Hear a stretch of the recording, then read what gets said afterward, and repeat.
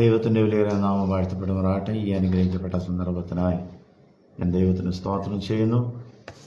ഈ മീഡിയയിൽ കടന്നു വരുവാനും ഈ റോസ് ഫാമിലി ഗ്രൂപ്പിൽ പറയുവാനും ദൈവം സഹായിച്ചതിനെ ഓർത്ത് ഞാൻ ദൈവത്തിന് സ്തോത്രം ചെയ്യുന്നു. പരിശുദ്ധനായിരിക്കുന്ന ദൈവം ഈ പകലിൽ നമ്മളെ ഓരോരുത്തരെയും അനുഗ്രഹിക്കുമാറാകട്ടെ. Price the Lord. ഈ പകലിൽ ഞാൻ ദൈവസന്നിധിയിൽ പറയാൻ ആഗ്രഹിക്കുന്ന ഒരു കാര്യം 127 സങ്കീർത്തനത്തിൽ നിന്നാണ്. 127 സങ്കീർത്തനം വളരെ പരിചിതമായിരിക്കുന്ന ഈ 127 സങ്കീർത്തനത്തിൽ നിന്ന് ചില കാര്യങ്ങൾ, നമുക്ക് ആവശ്യമായിരിക്കുന്ന ചില കാര്യങ്ങളെ കുറിച്ച് പറയുവാനാണ് ആഗ്രഹിക്കുന്നത്. 127 സങ്കീർത്തനത്തിനകത്ത് എഴുതിയിരിക്കുന്ന യഹോവ ഭവനം പണിയാതിരുന്നാൽ പണിയുന്നവർ വൃഥാ ജാഗരിക്കുന്നു. യഹോവ ഭവനം പണിയാതിരുന്നാൽ പണിയുന്നവർ വൃഥ, ഇവിടെ എഴുതിയിരിക്കുന്ന യഹോവ വീട് പണിയാതിരുന്നാൽ പണിയുന്നവർ വൃഥ അധ്വാനിക്കുന്നു. യഹോവ പട്ടണം കാക്കാതിരുന്നാൽ കാവൽക്കാർ വൃഥ ജാഗരിക്കുന്നു. ഈ രണ്ട് കാര്യങ്ങൾ വളരെ ഇമ്പോർട്ടൻ്റ് ആയിട്ടുള്ള രണ്ട് കാര്യങ്ങളാണ് ഇവിടെ രേഖപ്പെടുത്തിയിരിക്കുന്നത്. ഒന്ന് പട്ടണം കാക്കുന്നതും മറ്റൊന്ന് ഭവനം പണിയുന്ന രണ്ട് കാര്യങ്ങൾ. പട്ടണത്തെ കാക്കുകയും അതുപോലെ തന്നെ ഈ ഭവനം പണിയുകയും ചെയ്യുന്ന രണ്ട് കാര്യങ്ങളെക്കുറിച്ചാണ് ഇവിടെ രേഖപ്പെടുത്തിയിരിക്കുന്നത്. 127 സങ്കീർത്തനം പലപ്പോഴും നമ്മൾ വീടിൻ്റെ പാലുകാച്ചലിൻ്റെ സമയത്തും അതുപോലുള്ള സന്ദർഭങ്ങളിലൊക്കെയും ഈ സങ്കീർത്തനങ്ങൾ വായിക്കുകയും ഇതിൽ നിന്ന് വളരെയധികം കാര്യങ്ങൾ നമ്മൾ പ്രസ്താവിക്കുകയും പഠിക്കുകയും ചെയ്യുന്നതാണ്. എന്നാൽ ഇത് യഹൂദൻ യെരുശലേമിൽ ഉത്സവത്തിന് പോകുന്ന സമയത്ത് യഹൂദൻ പറയുന്ന ഒരു കാര്യമാണ്, യഹോവേ, യെരുശലേമിലെ പട്ടണത്തെ നീ കാക്കണം, അതുപോലെ തന്നെ ഞങ്ങൾ വിട്ടിട്ട് പോന്നിരിക്കും ഞങ്ങളുടെ ഭവനത്തെയും പണിതുകൊള്ളുമാറാകണം. ഇത് രണ്ടും യഹൂദൻ വീട് വിട്ട് പോരുന്ന സന്ദർഭത്തിൽ പറയുന്ന ഒരു ഭാഗമാണ്. വീടിനെക്കുറിച്ചുള്ള ഒന്ന് രണ്ട് കാര്യങ്ങളാണ് ഞാൻ നിങ്ങളോട് ഇന്ന് പകൽക്കാലം പറയാൻ ആഗ്രഹിക്കുന്നത്. ദൈവം പണിയുന്ന രണ്ട് കാര്യങ്ങൾ വേദപുസ്തകത്തിൽ നമ്മൾ കാണുന്നത്, ഒന്ന് ഭവനം പണിയുക, മറ്റൊന്ന് സഭ പണിയുക. ഇത് രണ്ടും നമ്മൾ കാണുമ്പോൾ ഇതിൻ്റെ രണ്ടിൻ്റെയും ഉത്തരവാദിത്വം ദൈവം ഒരു മനുഷ്യനും കൊടുത്തിട്ടില്ല, ഒരു സഭയ്ക്കും കൊടുത്തിട്ടില്ല, ഒരു വ്യക്തിക്കും കൊടുത്തിട്ടില്ല. ദൈവം കൊടുത്തിരിക്കുന്ന ഈ രണ്ട് കാര്യങ്ങൾ വളരെ പ്രധാനപ്പെട്ടിരിക്കുന്നതാണ്. ഒന്ന് ഭവനത്തെ ദൈവം പണിയുന്നു, മറ്റൊന്ന് സഭയെയും ദൈവം പണിയുന്നു. കർത്താവ് പറഞ്ഞു, ഞാൻ എൻ്റെ സഭയെ പണിയും, പാതാള ഗോപുരങ്ങൾ എന്നെ ജയിക്കുകയില്ല. പിന്നെ ഭവനത്തെക്കുറിച്ച് പറഞ്ഞിരിക്കുന്നത് യഹോവ ഭവനം പണിയാതിരുന്നാൽ. അപ്പോൾ യഹോവ പണിയുന്നത് രണ്ട് കാര്യം. ദൈവം പണിയുന്ന ഭവനങ്ങളുള്ള സഭയാണ് ദൈവം പണിയുന്നത്. സഭയുടെ ഏറ്റവും ചെറുതായിരിക്കുന്ന ഘടകമെന്ന് പറയുന്നത് അത് ഭവനമാണ്. അപ്പോൾ ദൈവം ഭവനത്തിൽ പണി തുടങ്ങിയാൽ മാത്രമേ ആ സഭ, അങ്ങനെ ദൈവം പണിയുന്ന ഭവനങ്ങളുള്ള സഭയാണ് ദൈവം പണിയുന്നത്. കാരണം ദൈവത്തിൻ്റെ ആ ചെറിയ ഘടകമായിരിക്കും, സഭയുടെ ചെറിയ ഘടകമായിരിക്കുന്ന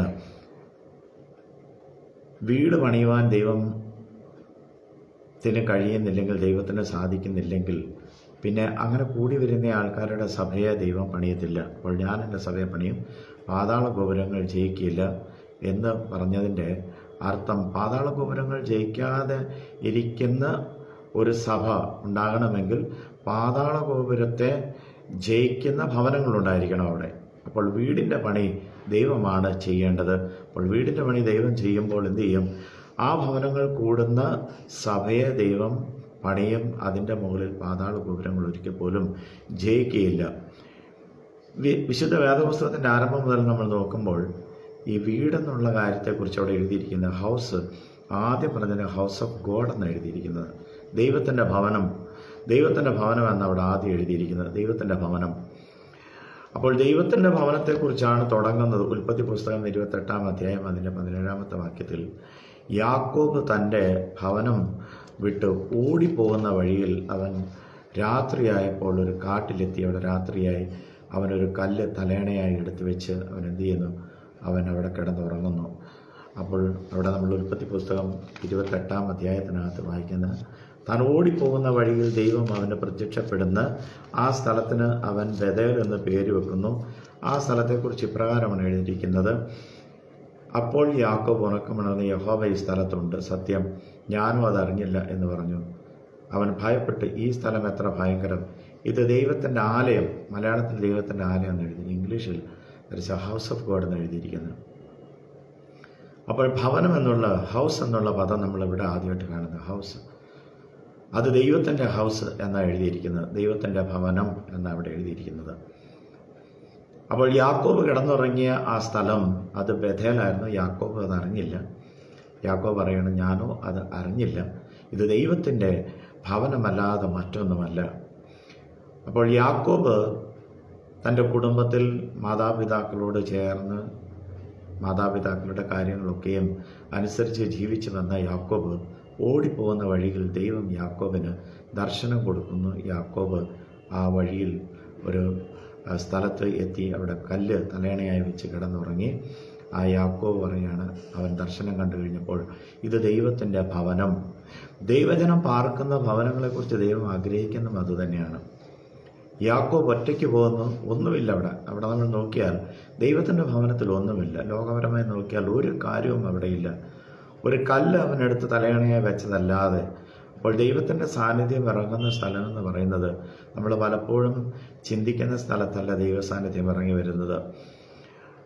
3-ാം അധ്യായത്തിനകത്ത് നമ്മൾ പുറപ്പാട് പുസ്തകത്തിൽ നോക്കുമ്പോൾ ദൈവസാന്നിധ്യം ഇറങ്ങി വരുന്ന സ്ഥലവും അതുപോലെ തന്നെയാണ്.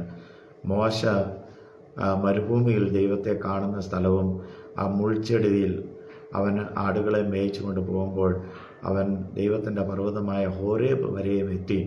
ആ ഹോരേബിനടുത്തെത്തിയപ്പോൾ അവിടെ ഒരു മുൾച്ചെടിയിൽ തീ കത്തുന്നത് കണ്ടു.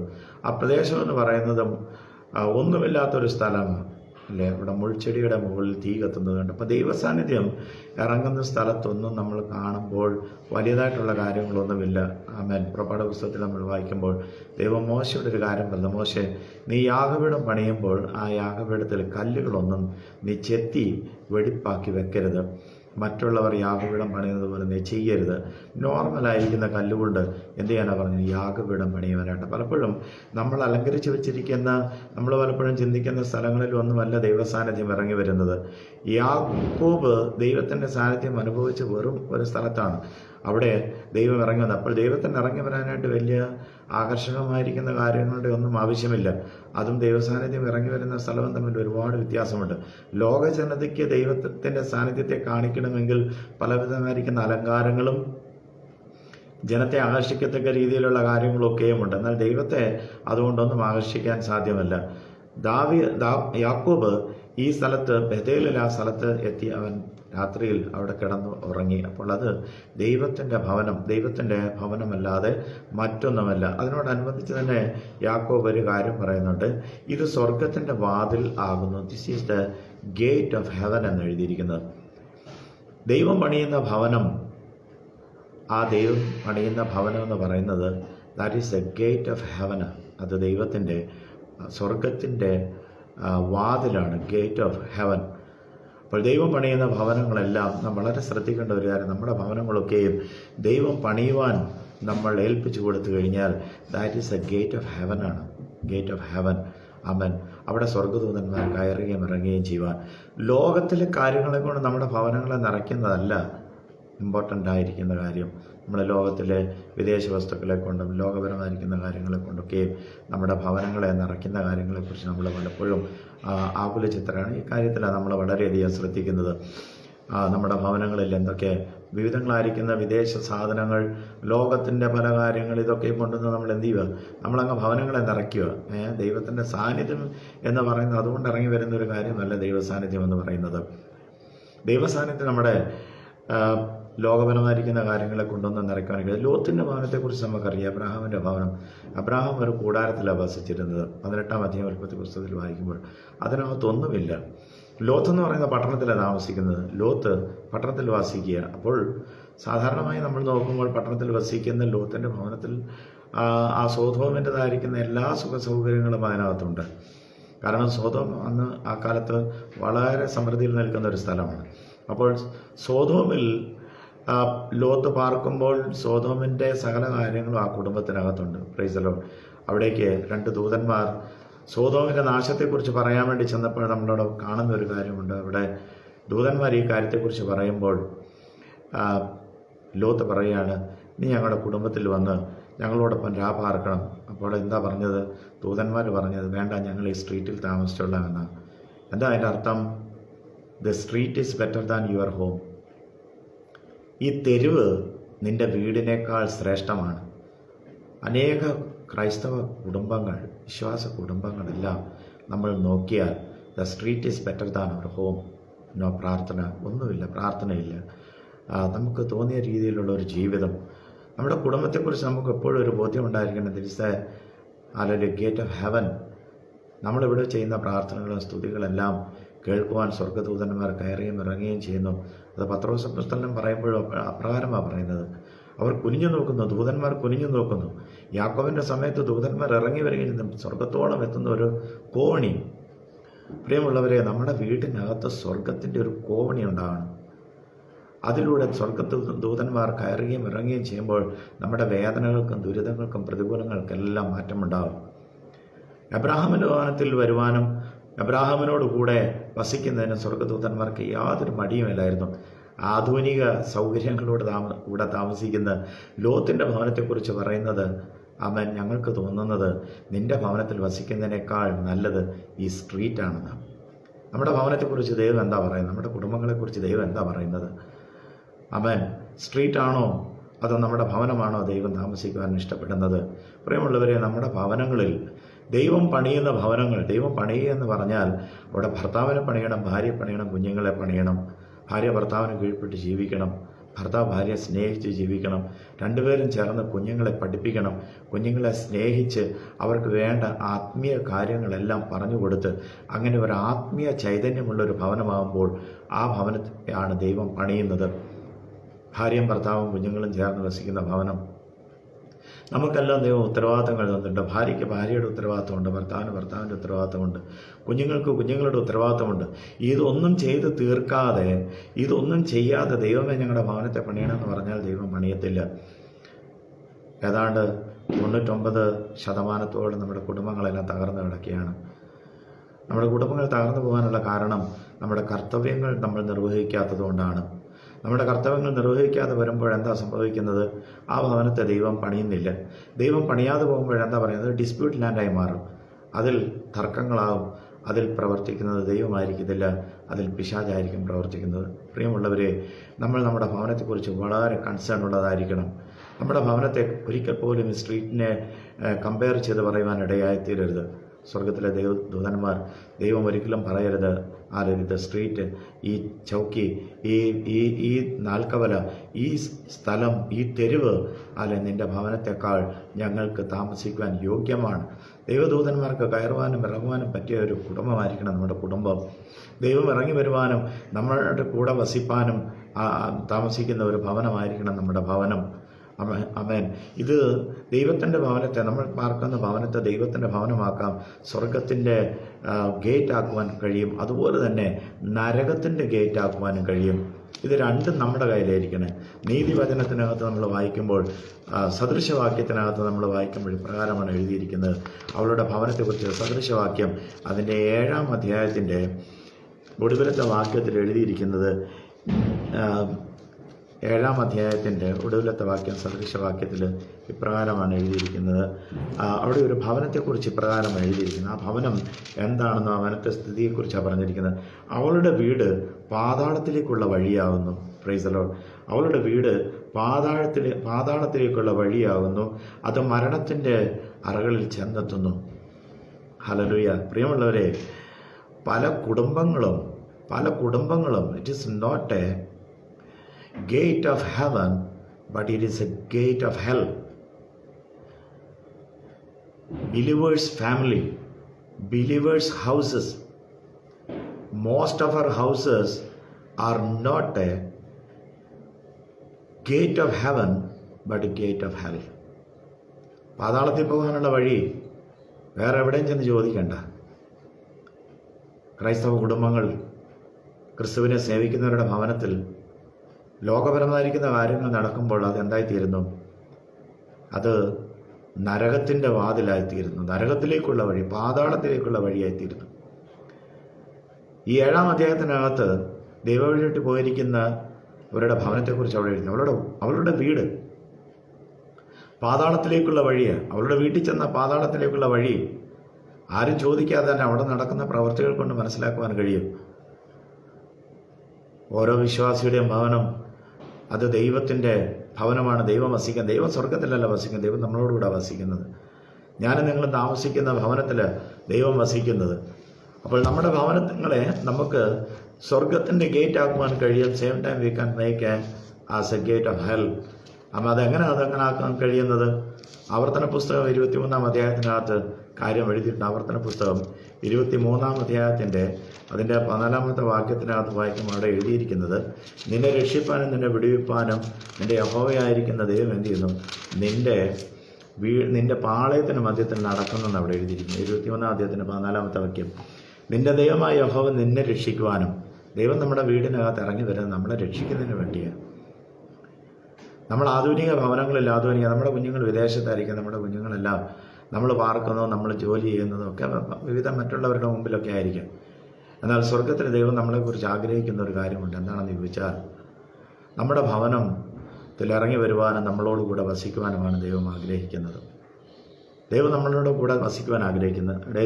നിന്നെ രക്ഷിപ്പാൻ, നിന്റെ ദൈവമായ യഹോവ നിന്നെ രക്ഷിക്കുവാനും ശത്രുക്കളെ നിനക്ക് ഏൽപ്പിച്ചു തരുവാനും.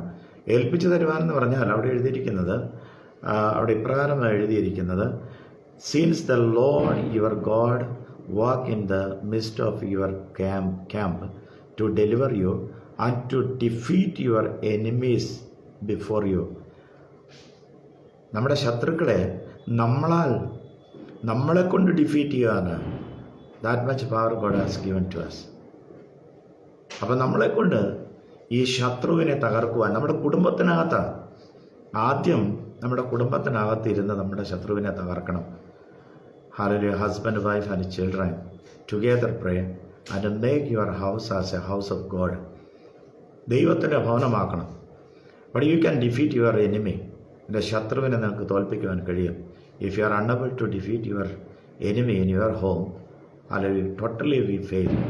In everywhere, in our work field and in everywhere we will be failed. എല്ലാ സ്ഥലത്തും നമ്മൾ ഫെയിലായിരിക്കും. അപ്പോൾ നമ്മുടെ കുടുംബം എന്ന് പറയുന്നത് that is A gate of heaven. Gate of heaven. സ്വർഗം ഇറങ്ങി വരുന്നു, ദൂതന്മാർ ഇറങ്ങി വരുന്നു. അപ്പോൾ നമ്മുടെ പാളയത്തിന് നടുവിൽ അവൻ നടക്കുന്നു എന്ന് എഴുതിയിരിക്കുന്നു. അത് നമ്മളെക്കൊണ്ട്, നിന്നെക്കൊണ്ട് ശത്രുക്കളെ തകർക്കുവാൻ, നമ്മളെക്കൊണ്ട് ശത്രുവിനെ തകർക്കുവാൻ നിന്റെ പാളയത്തിൻ്റെ മധ്യേ നടക്കുന്നു. നിന്നിൽ വൃത്തികേട് കണ്ടിട്ട് അവൻ നിന്നെ വിട്ടകലാതിരിപ്പാൻ നിന്റെ പാളയം ശുദ്ധിയുള്ളതായിരിക്കണം. ഹല്ലേലൂയ. നമ്മുടെ പാളയം, നമ്മൾ പാർക്കുന്ന ഭവനം, നമ്മുടെ വീടിനകമാണ് ശുദ്ധി ചെയ്ത് നമുക്കൊരു സാന്നിധ്യം, ദൈവസാന്നിധ്യം ഇറങ്ങുന്ന സ്ഥലമാണെന്നുള്ളൊരു ബോധ്യം നമുക്കുണ്ടാകണം. നിന്റെ പാളയം ശുദ്ധിയുള്ളതായിരിക്കണം. ഞാൻ നിങ്ങൾ പാർക്കുന്ന വീട്, നമ്മൾ പലപ്പോഴും ചിന്തിക്കുക നമ്മുടെ വീടെന്നാണ് ചിന്തിക്കുക. നമ്മുടെ വീടല്ല, ദൈവത്തിൻ്റെ വീട്. ഓരോ വിശ്വാസിയുടെയും വീട് ദൈവം ഇറങ്ങി വരുന്ന ഭവനം. അത് വൃത്തിയായി സൂക്ഷിക്കണം. അതിൽ വൃത്തികേട് കാണുവാനിടയാകരുത്. വൃത്തികേടെന്ന് പറഞ്ഞിട്ടുണ്ടെങ്കിൽ ദൈവത്തെ ആരാധിക്കുന്ന സമയത്ത് ദൈവത്തെ പ്രാർത്ഥിക്കണം. ദൈവസന്നിധിയിൽ ദൈവത്തിന് യോഗ്യമായിട്ടുള്ള കാര്യമല്ലാതെ നമ്മുടെ ഭവനങ്ങളിൽ ഉണ്ടാകരുത്. കുറ്റങ്ങളും കുറവുകളും മറ്റുള്ളവരെ കുറിച്ചുള്ള സംസാരങ്ങളൊന്നുമല്ല നമ്മുടെ ഭവനത്തിനകത്ത് ഉണ്ടാകേണ്ടത്. അവൻ നമുക്ക് പിശാചിനെ തകർക്കുവാൻ കഴിയാത്തതിൻ്റെ കാരണം എന്താണെന്ന് ചോദിച്ചാൽ, നമ്മുടെ മറ്റ് പല കാര്യങ്ങളെക്കുറിച്ച് സംസാരിക്കുന്നുമുണ്ട്. നമ്മൾ സഭയിലെ കാര്യങ്ങൾ, പാസ്റ്ററുടെ കാര്യങ്ങൾ, കുടുംബത്തിൻ്റെ കാര്യങ്ങൾ, മറ്റുള്ളവരുടെ കാര്യങ്ങളെല്ലാം നമ്മൾ പറയുകയും സംസാരിക്കുകയും ചെയ്യുമ്പോൾ പിശാച് നമ്മളെ തകർക്കുക ചെയ്യുന്നത്. The place where we want to defeat devil. ഏത് സ്ഥലത്താണോ നമുക്ക് പിശാചിനെ ഡിഫീറ്റ് ചെയ്യേണ്ടത്, ആ സ്ഥലത്ത് നമ്മൾ പരാജയപ്പെടുക. ഭവനങ്ങൾ പരാജയപ്പെട്ടു പോയി, കുടുംബങ്ങൾ പരാജയപ്പെട്ടു പോയി. അവിടെ പിശാചിന് ജയിക്കുവാൻ കഴിയാതെ പോകുന്നു. അവിടെ പിശാചിന് ജയിക്കാൻ കഴിയാതെ പോകുമ്പോൾ പിന്നെ എങ്ങനെയാണ് സഭയിൽ പോയിരുന്ന് ജയിക്കുന്നത്? സഭയിൽ പോയിരുന്ന് ജയിക്കുമെന്ന് നമ്മൾ ചിന്തിക്കരുത്. Defeat your enemy at your home, in your home. നമ്മൾ നമ്മുടെ ഭവനത്തിൽ പിശാചിനെ തോൽപ്പിക്കണം. അതിന് നിന്റെ പാളയത്തിന് നടുവിൽ അവൻ നടക്കും. നിങ്ങൾ വൃത്തികേട് കണ്ടിട്ട്, ഇങ്ങനെ വൃത്തികേട് കാണുമ്പോൾ, അശുദ്ധമായി പോകുമ്പോൾ, നമ്മുടെ വീടുകളെല്ലാം അശുദ്ധമായി പോകുമ്പോഴാണ് നമ്മൾ പരാജയപ്പെടുന്നത്. കുടുംബങ്ങളിൽ പരാജയപ്പെട്ടവൻ സഭയിൽ പോയിരുന്ന് പ്രാർത്ഥിച്ചാലും ജയമുണ്ടാകത്തില്ല. അല്ലെങ്കിൽ നമുക്കെന്താ കുറവുള്ളത്? പ്രാർത്ഥനയ്ക്ക് കുറവുണ്ടോ? ഫേസ്ബുക്ക് ലൈവിന് കുറവുണ്ടോ? നമുക്ക് ഏതിനാ കുറവ്? സഭകൾക്ക് കുറവുണ്ടോ? ഡിനോമിനേഷന് കുറവുണ്ടോ? ഏതിനാ കുറവ്? കുറവ് വന്നിരിക്കുന്നത് നമ്മുടെ പാളയം അശുദ്ധമായി പോയി എന്നുള്ളതാണ്. നമ്മുടെ പാളയം ഒന്നും ശുദ്ധമല്ല. നമ്മുടെ പാളയത്തിൽ നമുക്ക് ജയിക്കുവാൻ കഴിയുന്നില്ല. മാതാപിതാക്കൾക്ക് കുഞ്ഞുങ്ങളുടെ മേൽ അധികാരം നടത്തുവാൻ കഴിയുന്നില്ല. കുഞ്ഞുങ്ങൾ ആലൊരു വഴിവിട്ടു പോകുന്നു. നമ്മൾ ടോട്ടലി പരാജയപ്പെട്ടു. ഭാര്യ ഭർത്താവിന് കീഴ്പ്പെടുന്നില്ല. ഇങ്ങനെ എല്ലാ കാര്യങ്ങൾ കൊണ്ടും കുടുംബം പരാജയപ്പെട്ട ഒരു കുടുംബം, അതിന് ദൈവം പണിയത്തില്ല കേട്ടോ. അതിന് ദൈവം പണിയാതിരിക്കുമ്പോൾ എന്താ സംഭവിക്കുന്നത്? നമ്മൾ ടോട്ടലി പരാജയപ്പെട്ടു. നമ്മളെ ഏൽപ്പിച്ചു തരുവാൻ, ശത്രുവിനെ കൊണ്ട് തകർക്കുവാൻ, ശത്രുവിനെ തകർക്കുവാൻ ദൈവം നമുക്ക് ബലം തരുന്നത് നമ്മുടെ വീട്ടിനകത്താണ്. കുടുംബ പ്രാർത്ഥന എന്ന് പറയുന്നതില്ല. നമ്മുടെ കുടുംബത്തിനകത്ത് പ്രാർത്ഥന. ഞാനൊരു കാര്യം ചോദിക്കട്ടെ, നമ്മൾ ഈ വേദപുസ്തകം തന്നെയല്ലേ ചർച്ചയിൽ, ഈ വേദപുസ്തകം എടുത്തല്ലേ ചർച്ചയിൽ പോകുന്നത്? ഈ പാട്ടുകൾ തന്നെയല്ലേ നമ്മൾ ചർച്ചിലും പാടുന്നത്? ചർച്ചിൽ പാടുന്ന അതേ പാട്ടുകൾ തന്നെയല്ലേ നമ്മൾ വീട്ടിൽ പാടുന്നത്? ആ വീട്ടിൽ പാട്ട് പാടുമ്പോൾ എന്താ അന്യഭാഷ പറയാത്തത്? ആ വീട്ടിൽ പാട്ട് പാടുമ്പോൾ എന്താ നമ്മൾ ദൈവത്തിന് സ്തോത്രം ചെയ്ത് അവിടെ ആരാധന നടക്കാത്തത്? അവിടെ എന്താ നമ്മൾ കൈയടിക്കാത്തത്? സഭയിൽ ചെല്ലുമ്പോൾ ഒരു ചെറിയ പാട്ടിൻ്റെ ശബ്ദം കേൾക്കുമ്പോൾ തന്നെ നമ്മളിൽ മുകളിൽ ആത്മാവ് വരും. നമ്മൾ ഇതിനെയൊക്കെ സൂക്ഷിക്കണം. വീട്ടിനകത്തില്ലാത്തതൊന്നും, വീട്ടിനകത്തില്ലാത്ത ആത്മീയ സഭയ്ക്കകത്ത് വേണ്ട. അങ്ങനെ ചെയ്യുന്നത് നമ്മൾ നാടകം ചെയ്യുക. ലോത്തിൻ്റെ ഭാര്യയെ പോലെ. ലോത്തിൻ്റെ ഭാര്യയെ ശ്രദ്ധിച്ചുകൊള്ളുവേൻ, സൂക്ഷിച്ചുകൊള്ളുവേൻ. ലോത്തിൻ്റെ കാലം പോലെ വരും എന്ന് നമ്മൾ ലൂക്കോസിൻ്റെ സുവിശേഷത്തിൽ നമ്മൾ വായിക്കുന്നത്. കർത്താവ് പറഞ്ഞ വാണിങ്. എന്താ ലോത്തിൻ്റെ ഭാര്യ കാണിച്ചത്? ലോത്തിൻ്റെ ഭാര്യ തൻ്റെ ഭർത്താവിൻ്റെ പിന്നാലെ പോകുന്നുവെന്ന് she pretended that she is following her husband's foot print. അവളുടെ ഭർത്താവിൻ്റെ ആ ഫുട് പ്രിൻറ്റിനെ ഫോളോ ചെയ്യുന്നുവെന്ന് അവൾ പ്രിറ്റൻഡ് ചെയ്തു. ഷീ ലെഫ്റ്റ് ഫിസിക്കലി സോതോമിനെ അവൾ എന്ത് ചെയ്തു? ശാരീരികമായി പിൻവിട്ടെങ്കിലും ഷീ ലെഫ്റ്റ് സോതോമിനെ അവൾ വിട്ടു physically. But mentally she was so attached with Sodom. അവൾ മാനസികമായി സോതവുമായിട്ട് വളരെ അറ്റാച്ച്ഡ് ആയിരുന്നു. Praise the Lord. സഹോദരന്മാരെ, എന്നെ കേൾക്കുന്ന സഹോദരങ്ങളെ, നമ്മൾ ക്രിസ്തുവിനെ സ്നേഹിച്ചാൽ ഈ ലോകത്തിൻ്റെതൊന്നും സ്നേഹിക്കരുത്. യാക്കോബിൻ്റെ പുസ്തകം 4:4 പറയുന്ന ലോകത്തെ സ്നേഹിക്കുന്നവൻ ക്രിസ്തുവിൻ്റെ ശത്രുവായി തീരുന്നു. Almost I think that almost people are enemies of God because we love the world. നമ്മളെല്ലാം കർത്താവിൻ്റെ സ്നേഹിതരല്ല. We are not friends of Christ, but we are enemies of Christ. നമ്മൾ ക്രിസ്തുവിൻ്റെ ശത്രുക്കളാണ്. ബിക്കോസ് ദ വേൾഡ്ലി ലവ്സ്, നമ്മുടെ ഉള്ളിലുള്ളത് ലോകസ്നേഹമാണ്. നമ്മുടെ ലോകത്തിലുള്ള വസ്തുക്കളെയാണ് ഏറ്റവും കൂടുതൽ. നമുക്ക് വിദേശത്ത് പോകണം, നമുക്ക് വിദേശ കാര്യങ്ങൾ സംബന്ധിച്ച് നമുക്ക് പണം ഉണ്ടാക്കണം, നമുക്ക് ലോകപരമായിരിക്കുന്ന കാര്യങ്ങൾ. ഇതല്ലാതെ നമുക്ക് ആത്മീയമായി കൃപാവരം പ്രാപിക്കണം, ദൈവത്തെ പരിശുദ്ധാത്മാവിനെ പ്രാപിക്കണം, ദൈവത്തോടു കൂടെ നടക്കണം, ദൈവികമായിരിക്കുന്ന കാര്യങ്ങളുണ്ടാണ്. ഇതൊന്നുമല്ല നമ്മുടെ പ്രാർത്ഥനാ വിഷയങ്ങളൊന്നും. ഇന്നും നമ്മുടെ പ്രാർത്ഥനാ വിഷയങ്ങൾ ലോകത്തിലെ കാര്യങ്ങളാണ്. ദൈവം ഇതെല്ലാം പണിഷ്മെൻ്റ് ചെയ്ത് ഒരറ്റം മുതൽ നമ്മൾ ഏറ്റവും കൂടുതൽ പാർക്കുവാൻ താമസിക്കുന്ന രാജ്യങ്ങളെല്ലാം തകർച്ചയുടെ. ലോത്ത് താമസിക്കാൻ ആഗ്രഹിച്ച സ്ഥലമായിരുന്നല്ലോ സോതോം, അല്ലേ? ആ സോതോം എന്താണെന്നുള്ള കാര്യം ദൈവം വെളിപ്പെടുത്തി കൊടുത്തു. അവിടെ വ്യഭിചാരവും ലോകത്തിൽ ഇന്നുവരെ നടക്കാത്ത കാര്യങ്ങളാണ് സോതോമിൽ നടക്കുന്നത്. നമ്മൾ ആഗ്രഹിക്കുന്ന സ്ഥലങ്ങളെല്ലാം ഇതുപോലെയുള്ളതാണ്. മനസ്സിലാക്കണം, ദൈവജനം മനസ്സിലാക്കണം. നമ്മൾ പ്രാർത്ഥിക്കുന്നതുകൊണ്ട്, നമ്മൾ പള്ളിയിൽ പോകുന്നതുകൊണ്ട്, നമ്മൾ മറ്റുള്ള കാര്യങ്ങൾ ചെയ്യുന്നതുകൊണ്ടല്ല. ദൈവജനം മനസ്സിലാക്കണം. ആ സ്ഥലത്തേക്ക് പോകുന്നതിന് വേണ്ടി ഉപവസിക്കുകയും പ്രാർത്ഥിക്കുകയും അതിനുവേണ്ടി ആലോചന ചോദിക്കുകയും ചെയ്യുന്നവരെല്ലാം വളരെ ശ്രദ്ധിക്കണം. ദൈവത്തിന് ഇവിടെയും നമ്മെ സഹായിക്കുവാൻ കഴിയും. ടെൻറ്റിനകത്ത് ദൈവത്തിന് 1000-10,000 ആക്കി വർദ്ധിക്കുവാൻ കഴിയും. ഹല്ലേലൂയ. അബ്രഹാമിനെ ദൈവം ടെൻറ്റിൽ വെച്ച് അനുഗ്രഹിച്ചത്, കൂടാരത്തിൽ വെച്ച് അനുഗ്രഹിച്ചത്. കൂടാരമായിരുന്നാലും സഹോദരന്മാരെ, ദൈവം ഇറങ്ങി വരുന്ന ഒരു സ്ഥലമാണെങ്കിൽ ആമേൻ, അതിനോളം വലുത് വേറൊന്നുമില്ല. ചരിത്രത്തിലൊരു സംഭവമുണ്ട്. അത് ഇപ്രകാരമാണ്. ചരിത്രത്തിലെ സംഭവം, അതിൽ സഭാപിതാവായിരിക്കുന്ന ഒരു ദൈവദാസൻ, അദ്ദേഹം ആരംഭ നൂറ്റാണ്ടിൽ സഭയിൽ പീഡനമുണ്ടായപ്പോൾ തന്നെ ഉപദ്രവിക്കാൻ വരുന്നുവെന്ന് അറിഞ്ഞ് അദ്ദേഹം കാട്ടിലേക്ക് ശത്രുക്കളെ പേടിച്ച് ഓടിപ്പോയി. കാട്ടിൽ ചെന്നൊരു ഗുഹയിൽ താമസിച്ചു. അദ്ദേഹം കാട്ടിലേക്ക് ഓടിപ്പോയെന്നുള്ള വിവരം അറിഞ്ഞപ്പോൾ അവൻ്റെ ശത്രുക്കൾ അവനെ കൊല്ലുന്നതിന് വേണ്ടി കാട്ടിലേക്ക് ഓടി. അവർ കാട്ടിൽ ചെന്ന് എല്ലാ ഗുഹകളും മരങ്ങളുടെ മുകളെല്ലാം പരിശോധിച്ചു. അദ്ദേഹത്തെ കിട്ടിയില്ല. ഒടുവിൽ ശത്രുക്കളെല്ലാം തിരിച്ചു പോയെന്നറിഞ്ഞപ്പോൾ ഈ സഭാപിതാവ് പുറത്തു വന്നു. ആ സഭാപിതാവ് പുറത്തു വരുമ്പോൾ ഒരു കാഴ്ച കണ്ടു. തൻ്റെ ഗുഹയുടെ മുൻഭാഗം ചിലന്തി വലിയ വല കെട്ടിവെച്ചിരിക്കുന്നു, കൂട്ടത്തോടെ വല കെട്ടിവെച്ചിരിക്കുന്നു. അദ്ദേഹം ആ ഗുഹയിൽ നിന്ന് പുറത്തു വന്നപ്പോൾ അദ്ദേഹത്തിന് മനസ്സിലായി. ദൈവത്തിൻ്റെ ആത്മാ അദ്ദേഹത്തോട് പറഞ്ഞു, നിന്നെ ഞാൻ ഈ ചിലന്തി വല കൊണ്ടാണ് രക്ഷിച്ചത്. പ്രിയമുള്ളവരെ, അദ്ദേഹം ഒരു കാര്യം പറഞ്ഞു, ദൈവസാന്നിധ്യമുണ്ടെങ്കിൽ ചിലന്തി വല വലിയ മതിലാവും. ദൈവസാന്നിധ്യമില്ലെങ്കിൽ നീ കെട്ടിയ മതിലെല്ലാം അത് തകർന്നു പോകും. എരിഹോവിൻ്റെ മതിൽ പോലെ ദൈവജനത്തിൻ്റെ സ്തോത്രസ്തുതികളുടെ മുമ്പിൽ തകർന്നു പോയതുപോലെ നാം ആഗ്രഹിക്കുന്ന, നാം ചിന്തിക്കുന്ന ദേശമെല്ലാം വ്യഭിചാരത്തിൻ്റെയും, നാം പാർക്കുവാൻ പോകുന്ന സ്ഥലങ്ങളെല്ലാം വ്യഭിചാരത്തിൻ്റെയും, അത് ദൈവത്തെ പ്രകോപിപ്പിക്കുന്ന സ്ഥലങ്ങളാണ്. നമുക്ക് കൂടാരം മതി, അത് ദൈവം ഇറങ്ങുകയും ദൈവം വസിക്കുകയും ചെയ്യുന്ന, ദൈവം പണിയുകയും ചെയ്യുന്ന നമ്മുടെ ഭവനങ്ങളെ നമുക്ക് പണിയണം. നാം വീടിനകത്തിരുന്ന് ദൈവത്തിന് യോഗ്യമല്ലാത്ത കാര്യങ്ങൾ സംസാരിക്കുമ്പോൾ നിങ്ങൾ വൃത്തികേട് കണ്ടിട്ട് അവൻ തിരിഞ്ഞു പോകാൻ ഇടയാകരുത്. നാം എത്രയോ വചനങ്ങൾ കേൾക്കുന്നു, എത്രയോ പ്രാർത്ഥനകൾ കേൾക്കുന്നു, നാം എത്രയോ പ്രാർത്ഥിക്കുന്നു. നമ്മുടെ പാളയത്തിൽ ദൈവമില്ലെങ്കിൽ, നാം വസിക്കുന്ന വീട്ടിൽ ദൈവമില്ലെങ്കിൽ പിന്നെ അതുകൊണ്ട് വലിയ പ്രയോജനമൊന്നുമില്ല. നമ്മുടെ പ്രാർത്ഥനകൾ ആര് കേൾക്കാനാണ്?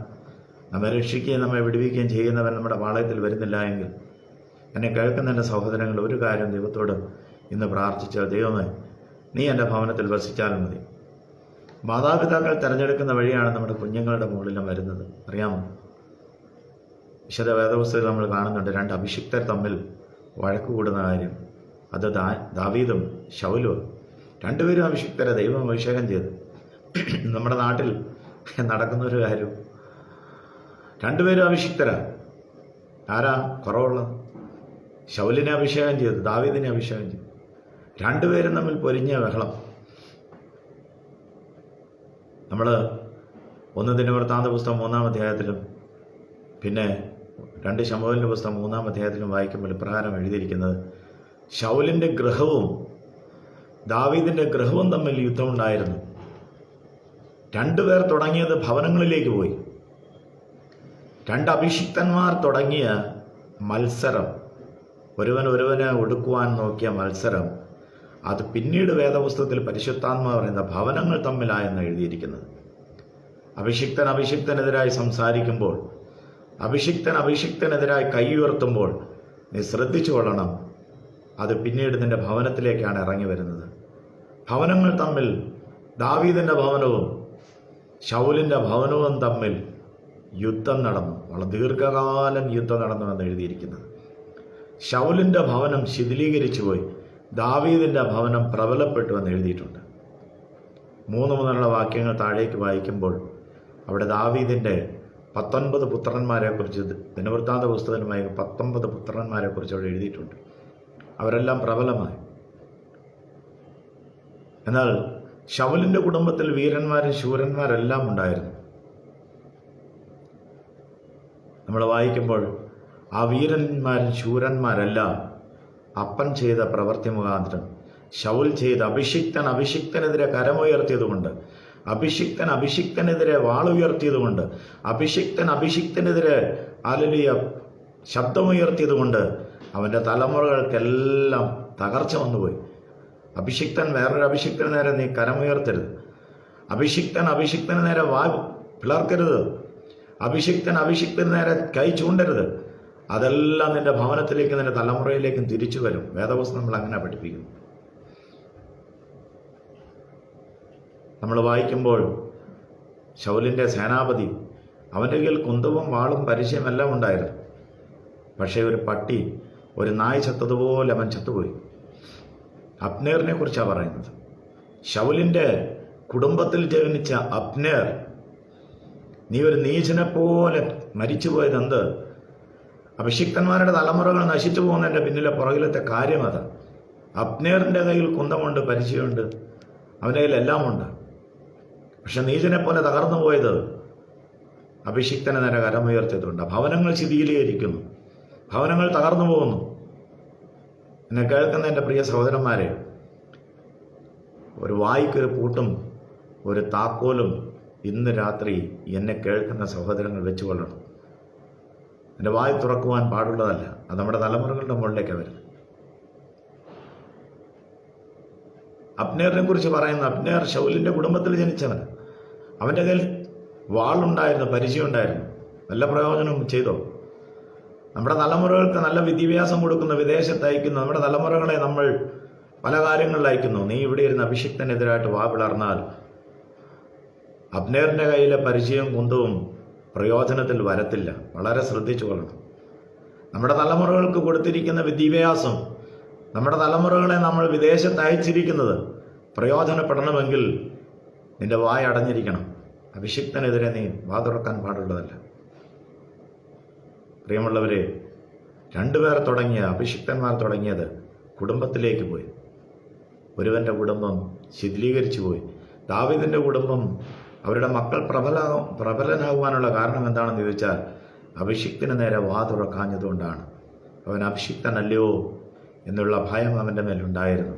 തലമുറ അനുഗ്രഹിക്കപ്പെടണം, ദൈവം നമ്മുടെ കുടുംബങ്ങളെ അനുഗ്രഹിക്കണമെങ്കിൽ അവൻ അതിന് വേറൊന്നുമല്ല, അതിനൊരൊറ്റ മരുന്നേ ഉള്ളൂ. എൻ്റെ വായ അടഞ്ഞിരിക്കണം. അഭിഷിക്തന്മാർക്കെതിരായി, ദൈവജനത്തിനെതിരായി ഹല്ലേലൂയ വാ തുറക്കുവാൻ പാടുള്ളതല്ല. പ്രിയമുള്ളവരെ, നമ്മുടെ കുടുംബങ്ങൾ ദൈവം പണിയട്ടെ. നമ്മുടെ കുടുംബങ്ങളെ ദൈവം പണിയട്ടെ. നമ്മുടെ കുടുംബങ്ങൾ ദൈവം പണിതാൽ അതിനകത്ത് സകലതുമുണ്ട്. ലോകത്തിൻ്റെതായിരിക്കുന്ന ഈ എല്ലാ കച്ചറകളും നമ്മൾ വാങ്ങി ഈ നമ്മുടെ വീട് നിറയ്ക്കുന്നതിനേക്കാൾ ഉപരി അവിടെ ദൈവസ്നേഹത്തിൽ നമ്മുടെ കുഞ്ഞുങ്ങൾ ദൈവത്തെ ആരാധിക്കട്ടെ. നമ്മുടെ കുഞ്ഞുങ്ങൾ ദൈവത്തെ പാടി ആരാധിക്കട്ടെ. വീടിനകത്ത് നമ്മുടെ കുഞ്ഞുങ്ങൾ നമ്മളോട് ചേർന്നിരുന്ന് കൈയടിച്ച് ദൈവത്തെ ആരാധിക്കട്ടെ. നമ്മുടെ കുടുംബത്തിനകത്ത് നമ്മളെല്ലാം ഒന്നിച്ചിരുന്ന് അന്യഭാഷ പറഞ്ഞ് ദൈവത്തെ ഒന്ന് ആരാധിച്ചു നോക്കി. നമ്മുടെ വീടിനകത്ത് അങ്ങനത്തെ ഒരു വാതാവരണം, അങ്ങനെയുള്ള ഒരു സിറ്റുവേഷൻ കൊണ്ടുവന്ന് പ്രൈസ് ദി ലോർഡ്. നമ്മുടെ കുടുംബങ്ങളെ ദൈവം പണിയട്ടെ. യഹോവ ഭവനം പണിയുന്നില്ല എങ്കിൽ പണിയുന്ന വെറുതെ പണിയുന്നു. ദൈവം പണിയട്ടെ നമ്മുടെ ഭവനങ്ങളെ. നമുക്ക് ദൈവകരങ്ങളിലേക്ക് ഏൽപ്പിക്കാം. ഹല്ലേലൂയ.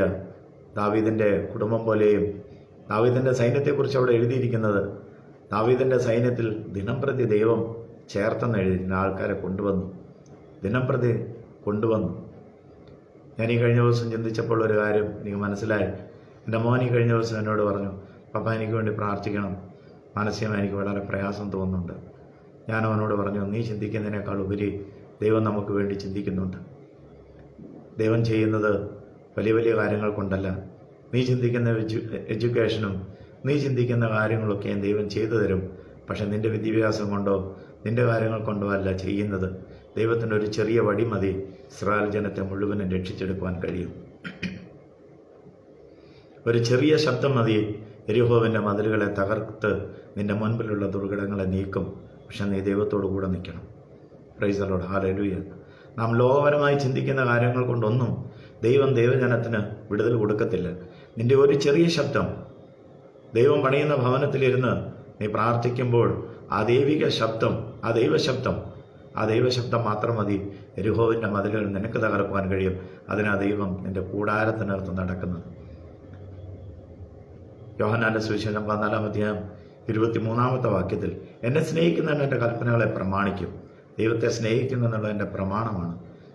ദൈവത്തിൻ്റെ കൽപ്പനകളെ പ്രമാണിക്കും. ദൈവം, എൻ്റെ പിതാവ് അവനെ സ്നേഹിക്കുന്നു. പിന്നെ അവിടെ അടുത്ത താഴെ എഴുതിയിരിക്കുന്ന ഇപ്രകാരമാണ്, ഞങ്ങൾ വന്ന് we will make a home with him. ഞങ്ങൾ വന്ന് ഞങ്ങളുടെ ഭവനം അവൻ്റെയോടൊപ്പം ആക്കും. We will make a home. Hallelujah. ദൈവം ഒരിക്കൽ പോലും സ്വർഗത്തിൽ വസിക്കുവാനല്ല ആഗ്രഹിക്കുന്നത്. He wants to make a home with us. Hallelujah. നമ്മുടെ വീട്ടിൽ എത്രയൊക്കെ വർഷങ്ങൾ കൊണ്ട് പണിക്കാറുണ്ടല്ലേ, വീട്ടിൽ പണിയെടുക്കുന്നവരുണ്ടല്ലോ. എത്രയോ വർഷം കൊണ്ടുണ്ട്. നമുക്ക് കുഞ്ഞുങ്ങളുണ്ടാകുന്നതിന് മുമ്പ് തന്നെ നമ്മുടെ വീട്ടിൽ പണിയെടുക്കുന്നവരുണ്ട്. എന്നാൽ നമ്മൾ ഒരിക്കൽ പോലും ഒരു ദിവസം പോലും അവരുടെ കൂടെ ഒന്ന് താമസിക്കണമെന്ന് നമ്മൾ ചിന്തിക്കാറില്ല. ഓരോ മാതാപിതാക്കളും ചിന്തിക്കുക അവരുടെ കുഞ്ഞുങ്ങളോട് കൂടെ വസിക്കുന്നതിന് വേണ്ടിയാണ്.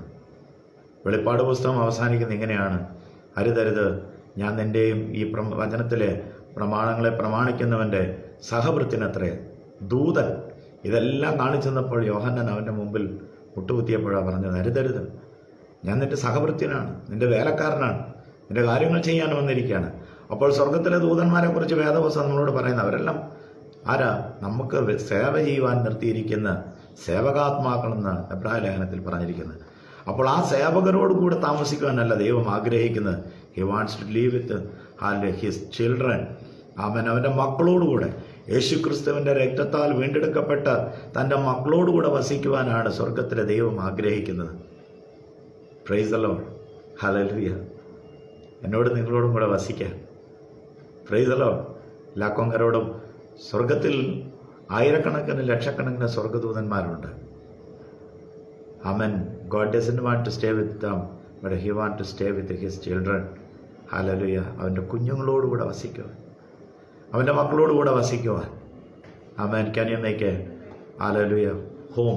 ക്യാൻ യു മേക്ക് എ എന്താ നമുക്ക് അങ്ങനെ ഒരു സിറ്റുവേഷൻ ഉണ്ടാക്കാൻ കഴിയുമോ ഇന്ന് ഈ വൈകിയ സമയം? God wants to stay with you. അല്ല, they will come. Hallelujah. Trinity will come.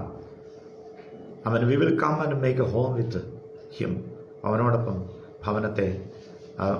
ഞങ്ങളുടെ ഭവനമുണ്ടാക്കും, ഞങ്ങൾ അവനോടുകൂടെ വസിക്കും. പ്രിയമുള്ളവരെ, hallelujah, God build our house. നമ്മുടെ വീട് ദൈവം പണിയട്ടെ, നമ്മുടെ ഭവനങ്ങൾ ദൈവം പണിയട്ടെ. അത് സ്വർഗത്തോളം എത്തുന്നൊരു കോണി നമ്മുടെ വീടിനകത്തും സ്വർഗം വരപ്പെട്ടെ. ഹല്ലേലൂയ. നമ്മുടെ വീടിനകത്തുനിന്ന് പോകണം. അത് ചർച്ചിനകത്തുനിന്നല്ല പോകുന്നത്, കൺവെൻഷൻ സ്ഥലത്തുനിന്നല്ല പോകുന്നത്, സെമിനാർ നടക്കുന്ന സ്ഥലത്തുനിന്നല്ല പോകുന്നത്. ഒന്നുമില്ലാത്ത സ്ഥലത്ത് ഒരു കല്ല് മാത്രം തലയണയായി വെച്ച് കിടന്നുറങ്ങുന്ന യാക്കോബിന് അത്ര വിലയുണ്ട്. സ്വർഗത്തോളം എത്തുന്ന ഒരു കോവണി, അതിലൂടെ സ്വർഗദൂതന്മാർ കയറുകയും ഇറങ്ങുകയും ചെയ്തു. അത് നീ പാർക്കുന്ന വീട്ടിനകത്ത് ദൈവം വെക്കുവാൻ ആഗ്രഹിക്കുന്നു. Hallelujah. God wants to make your home as a gate of heaven. Hallelujah. Don't convert your house as a gate of hell. ഹല്ലേലൂയ. ഹെല്ലിൻ്റെ പാതാളത്തിൻ്റെ ഗോപുരമാക്കി മാറ്റരുത്. എൻ്റെ നിങ്ങളുടെയും ഭവനങ്ങൾ പാതാളത്തിൻ്റെ ഗോപുരമാക്കി മാറ്റരുത്. നമുക്ക് പ്രാർത്ഥിക്കാം. ഞാൻ എൻ്റെ വാക്കുകളെ ഇവിടെ നിർത്താൻ ആഗ്രഹിക്കുന്നു. സ്വർഗത്തിനും ഭൂമിക്കും നാഥനായിരിക്കുന്ന ദൈവമേ, ഞങ്ങളുടെ ഭവനങ്ങളെ പണിയണമേ. ഈ വാക്ക് കേട്ടിരിക്കുന്ന ഓരോരുത്തരെയും സഹായിക്കണം. അവരെല്ലാവരെയും അനുഗ്രഹിക്കണമേ കർത്താവേ. ഞങ്ങളുടെ ഭവനങ്ങളെല്ലാം ദൈവത്തിൻ്റെ ഭവനമായി മാറണം. അത് സ്വർഗത്തോളം എത്തുന്ന ഞങ്ങളുടെ ഭവനങ്ങളിൽ സ്വർഗത്തോളം എത്തുന്ന കോവണികൾ ഈ ദിവസങ്ങളിൽ വെക്കണമേ.